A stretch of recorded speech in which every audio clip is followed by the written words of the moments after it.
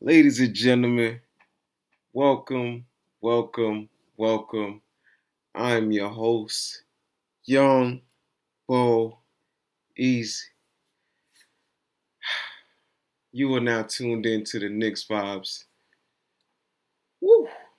Ladies and gentlemen, we're coming off a victory, ending this long road, whatever you want to call it, road trip, 3-2, coming back home with a winning record, man.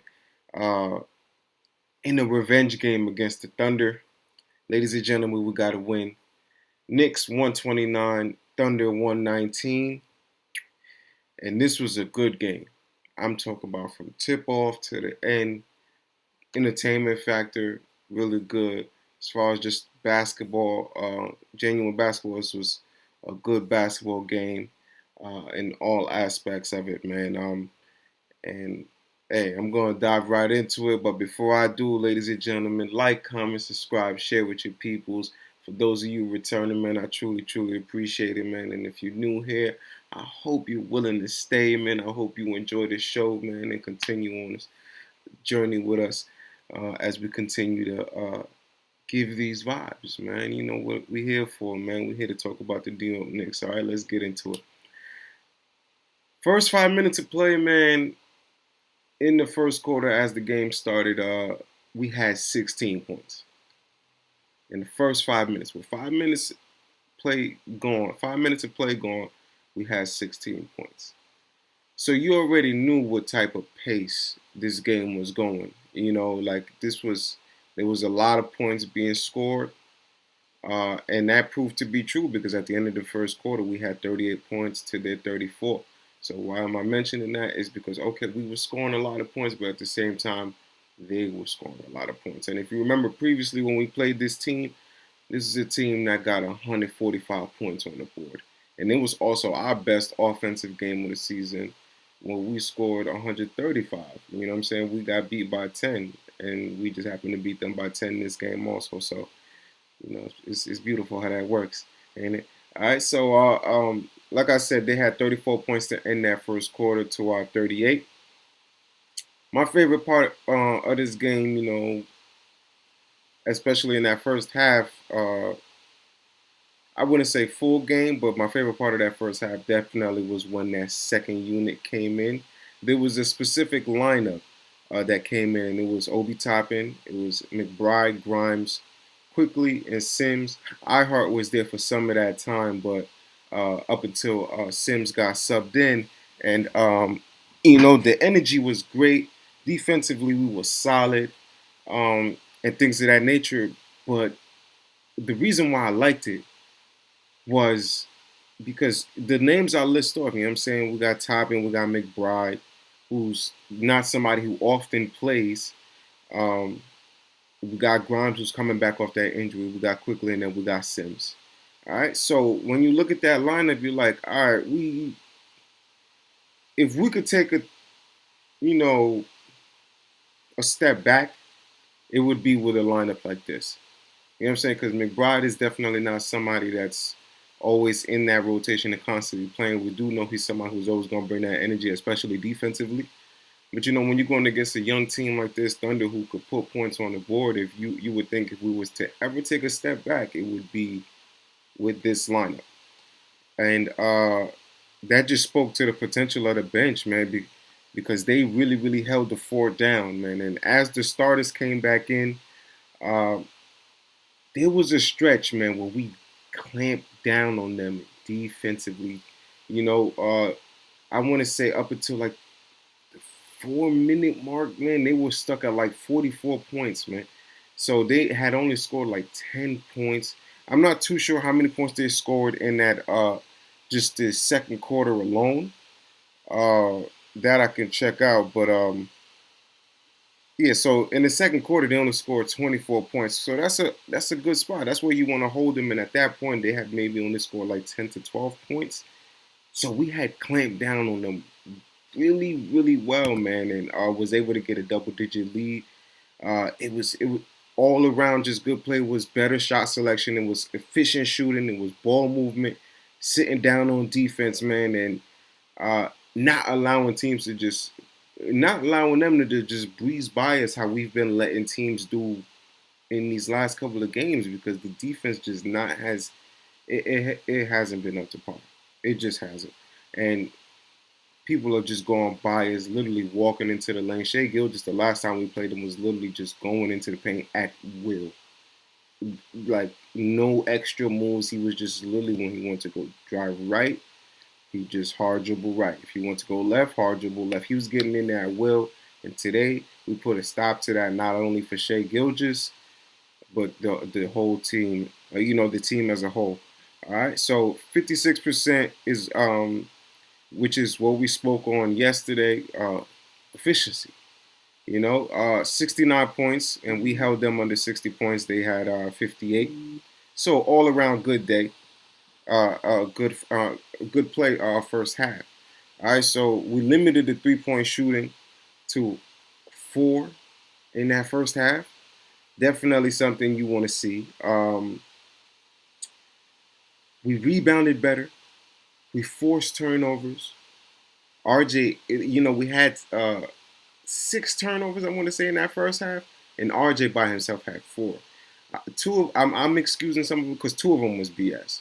They called a travel on him, and he didn't travel on that one. He actually got it straight off, and he didn't shuffle his feet. He was getting by, dude. He was gonna head straight to the basket. Honestly, probably get a bucket, but they called a travel. I don't agree with it, but nonetheless, it's gonna go down in the box score as turnovers, and it damn sure did. Because in that first half, he had 4 turnovers. Another one was like a charge, and I don't think things like that, So I would excuse a couple of those, but in the box score, they're gonna go and be there, for the history books. But the only thing I felt like we could have did better in that first half was the free throw line, man. Keep them off the free throw line. They were 14 for 16, shooting 88%, man. But for the most part of what we did in that first half, very, very positive, man. Anytime you could go in a halftime with 4 players in double digits, you're doing something. You're doing something good. All right. So quick, Brunson, Barrett, and Randall all had double digits going into halftime. So this was a good sign. Score was 69 to 58. Shot a great percentage, like I said, man, and that was just really, really what you want to see, especially in a revenge game. You know what I'm saying? So getting close to 70 points at halftime, I like that 60-point threshold personally. You know what I'm saying? Because that you're on pace for 120. But hey, you got 70 points, man. And we pretty much kept that pace. We didn't get to 140 or anything like that, but 129, we did good. All right, so that's full game. But let's get into this third quarter, man. The third quarter was interesting. All right, so yesterday we spoke with teams doing good for a period of time. Like Golden State, it's not like they were killing the whole game. We dug ourselves a hole, but then we were competing. But it's a period of time that they were going off, and we weren't able to clean that up. Same thing with Phoenix as we played them yesterday in the first game of this back-to-back. It was a period that, like maybe the third quarter and a little bit of the fourth, where they finally started hitting shots, and we could not clean it up after that. And something like that happened today too. All right, so they hit 4 threes, I believe, maybe 3 to 4 threes in the third quarter alone when they hit 4 threes in the first half. You know what I'm saying? So, but we were constantly trading buckets with them, and we were consistent. But threes is always more than twos. So when you're looking at it, you're like, man, this kind of looks bad. But we were exchanging with them, man, and really, really keeping it consistent, man. It was just like we were going shot for shot, but at the same time, we would get them stops. So once they started hitting the threes, if you were just looking at it from outside, it looked like, and not really observing the game as a whole, you're like, all right, these dudes is making a run. They're about to cut into this lead. But, man, Brunson could not miss, man. If we were ever executing on twos, it was today. Brunson was in his bag, man. He could not. He could not miss, man, and then it led us to finish the game and maintain the lead. We got a double-digit lead, and we pretty much kept that consistent for the remainder of the game. And it's probably the best, you know, way that we've maintained the lead in a long time. You know, you were confident that we were going to, like, you just had an air of confidence because Brunson was just in his bag and everybody was just playing together. And I would say maybe Obi is probably the one who played off today. He's probably the only one who played like off, but at the same time, he did some things in it that was able to help out.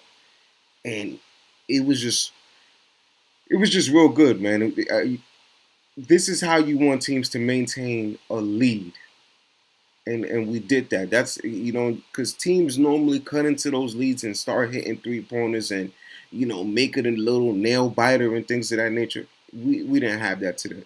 Today, you got to give the Thunder credit though, because they were still fighting. They were definitely still fighting, but every time they thought they could chip in, we would do something and just, you know, push them back just a little bit more, and that's definitely what you want to see. So this team today, man, played with some pride and definitely had revenge on their mind, because this game, man, this is a 2 game series. We only see this team twice. You know what I'm saying? So for the way that this team won that first time, and for us to play our best offensive game, that this is probably our second best of this season, honestly.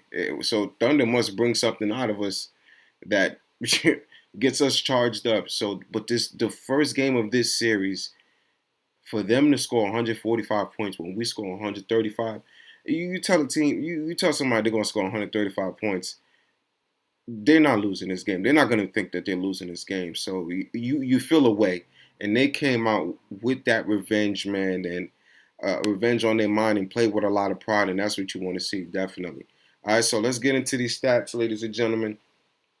25, 8, and 2 for R.J. Barrett. 25, 11, and 1 for Julius Randle.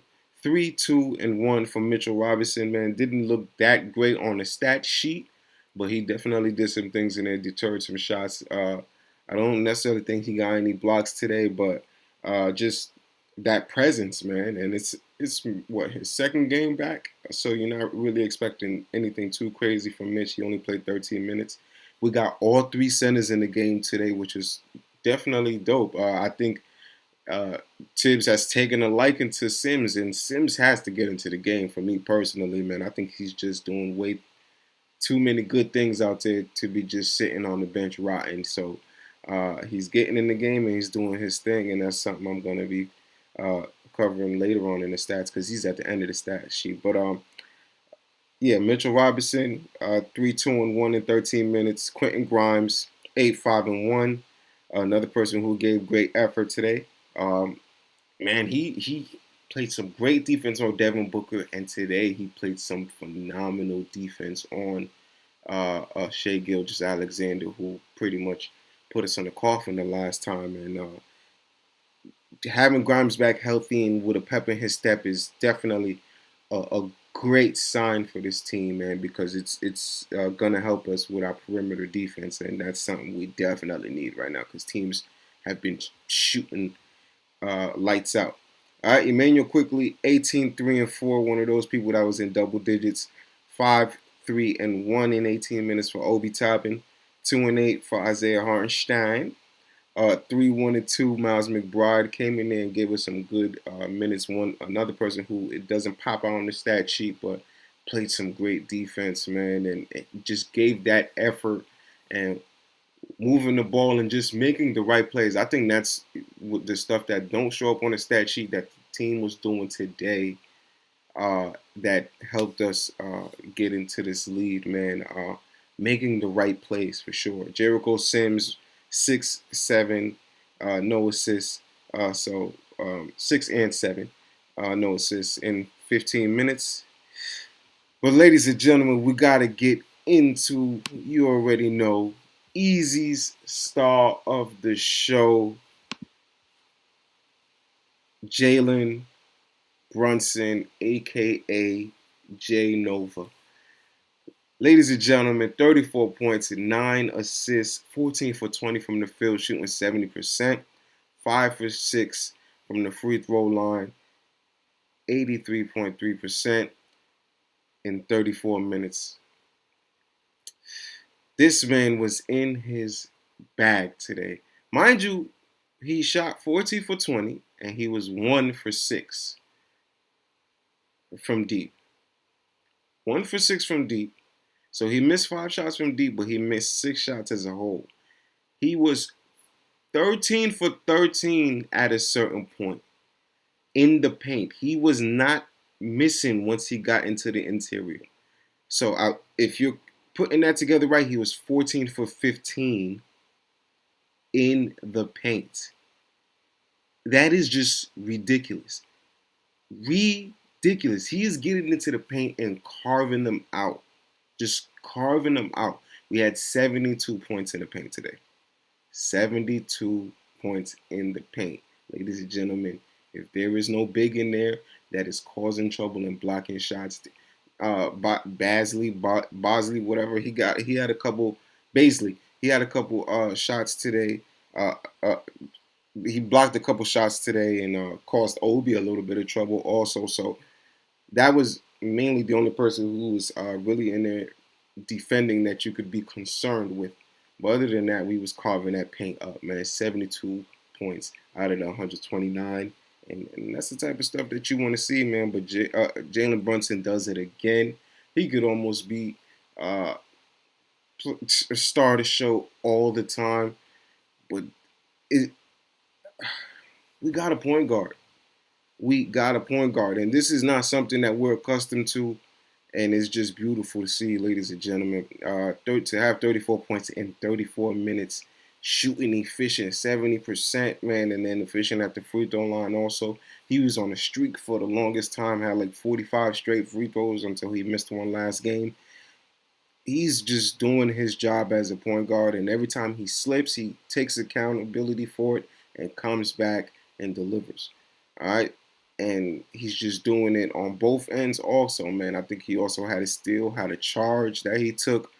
He's just on the floor almost every other play. He took a huge hit today from Muscala and gave you a scare because Muscala landed like literally on his leg, like fell on him completely. And I think he still hit the and one, which ironically, which is crazy, but fell on his leg, so they had a little scare there. So I hope he's good. We'll be hearing about that later on. But he looked fine. He finished the game really, really strong. But, sometimes you got that adrenaline going, and then once things stop, the pain actually hits. So seeing as we got a break anyway, we don't play until, I believe, the day after Thanksgiving. He got some time to just rest up, ice it, and we just keep it going. But ladies and gentlemen, like I said, star of the show, Jalen Brunson, a.k.a. J Nova, did his thing today, man. And let's get into this next segment, man. You already know what it is, man. The takeaways. First up on the takeaways, man, beautiful depth. You like that? You know what I'm saying? It's like, yeah, you get it. Beautiful depth, man. Four people in double digits. Maybe 5. Nope, 4 people in double digits. You know what I'm saying? And you almost had 4 people scoring 20. That's just ridiculous. That's crazy. All right, so to have all these, we're missing Derrick Rose. We're missing Cam Reddish. You know what I mean? And for your starting center to come back and he's not playing that many minutes, I hard to fill in, and Jericho Sims to come in and play some big minutes also. And Miles McBride stepping in, Quentin Grimes coming back and just having a great impact in this game, just off of ball movement alone. He didn't have the assist to show, but it's just he was also making the right plays, moving the ball. We had more ball movement just because dudes were just passing and moving, passing and moving, passing and moving. And the depth, man, it was just they stepped in today. This is the part where they speak on stay ready. And it seems like everybody that we're calling up once somebody goes down is just doing their thing. Everybody is playing except for Fournier, who's the only man out of the rotation as of now. But, hey, man, it's just beautiful to have a bench like we have and then for the starters to deliver like this. All right, so and as for those starters go, that's something I'm going to discuss at the end, man. But next up on the takeaways, efficiency is key. Efficiency is something we spoke on last game also. Last game also. But efficiency is key, man. We shot over 50% tonight, and that's what you need, man. Like we're not a team that's going to be hitting from the outside. It seems we hit 11 threes today, and compared to the rest of the NBA, I don't think that's a big deal. 11 threes is nothing. So if you look out of the 129 points, that's only 33 points. 72 of them is in the paint, and then we get to the free throw line. You got some mid ranges there also. So if you're breaking that down, the 3 pointers that we're hitting is not really causing damage like some other teams are. You know what I'm saying? So if we're not going to be hitting from the outside, once we get into that paint, we can't afford to miss. We got to carve it up, and we have to be efficient. We have to be efficient because clearly it's our bread and butter. And then we also a good pace team. I believe we're top 10 as far as pace. So once we get in transition, we got to make them pay. We can't blow some fast breaks like we did maybe 2 or 3 games ago. So we've been doing pretty good with that. Even today, we got a transition and was able to execute and things of that nature. So efficiency is key. All right. Next, off the line, I think this game we were in control of this game for the most part the whole time, but they got to the line, man, and you want to keep them off that. Uh, 78% from the free throw line. They got to the line 32 times and hit 25. So you just want to keep teams off the free throw line. If we didn't hack them so many times, it's just this would be kind of like a blowout. Maybe we got a 20-point lead if we didn't hack them as much. So that's things that we could clean up when we're going against better teams. You know what I'm saying? So keep them off the line, man. That was definitely one of the takeaways today because there's not too many negatives that you can speak on for today's game. You know what I'm saying? We're never going to play a perfect game. There's always things we can fix. As like shooting, we only shot 32% from deep. But, hey, they shot 33. So we're looking pretty good. I'll take that any day of the week, all right? Last on the takeaways, ladies and gentlemen, apologies are due. You know what I'm saying? We like to be accountable here. All right. We passionate about this team. You know what I'm saying? But apologies are due. We were, let me not say we. Oh, actually, there was a little Knicks podcast kind of thing I was watching earlier today, and many other people were speaking on the same topic that I was speaking on yesterday. And when it was in terms of possibly trading RJ and wondering, was he really under the weather and, feeling sick and things of that nature? Because it didn't make sense for us to see, hear people say that he's under the weather, but he's still playing 36 minutes a game, 37 minutes a game. But, hey, it seems this guy's feeling better. RJ Barrett came with it tonight. 25 points, 8 rebounds, 2 assists, 10 for 16, man, 3 for 4 from deep. Like, when it was leaving his hand, it was good from the go on these jump shots. You know what I'm saying? So, apologies are due, man. We was over here thinking about trading RJ, but it's because he was just playing inefficiently, and he just didn't look like RJ. And so we getting spoiled by seeing some people elevate every year. And RJ has done that. He's spoiled us. No matter how we're playing as a team, he individually has, gone up every year. Efficiency sometimes was a problem.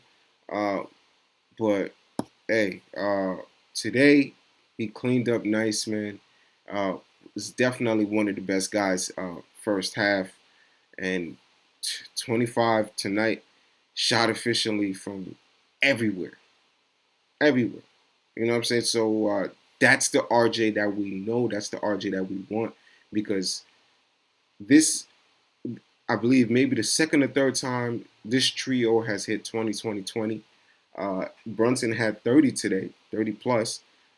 So if they can all constantly keep getting over 20, and we got people from the bench throwing in their 2 cents, this is a team that could compete. You know what I'm saying? I'm not saying we're gonna be winning championships, but this is a team that we could compete, and we know we didn't waste our money giving this man 9 figures.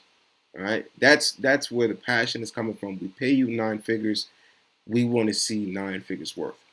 All right, it's just simple as that. So apologies are due, RJ. You balled out today, and I think a lot of Knicks fans is gonna be eating their words, and we're gonna be right back on his good side. I gotta slow down sometimes. I just be passionate, but we going back home. 500 basketball right now, man. Next up, we got the Portland Trail Blazers. After that, Memphis Grizzlies, and then the Detroit Pistons. All right, this Portland Trail Blazer game, I got a feeling it's gonna be fast paced. They got some good players there. Anthony Simons. They got uh, Jeremy Grant, Josh Hart. So definitely a good team with a little bit of depth on their side too, man. Not a little bit, they got depth, man. And Summer League, they handed it to us. They got some dudes that was just like our guys who were kind of vets, like guys who got big minutes, and some would say probably didn't even need to be at Summer League. But they definitely they got some guys over there. They got some ballers over there. Lillard is out, but can easily still be a competitive game if we let it get out of hand. But I think this is a game that we could win, and we should be able to get on the streak. Ja Morant is out for the game after that. That was another revenge game because that first game of the season was hectic. And we remember Cam Reddish hitting that buzzer beater to take us OT and things of that nature. Had to finish this one on the webcam, so yeah, man, that was pretty much it. So we got Portland up next, man, and hope you enjoyed the show, ladies and gentlemen. You already know what the vibes is, man. Love, gratitude, positive attitude, and I'll check you on the next one, man.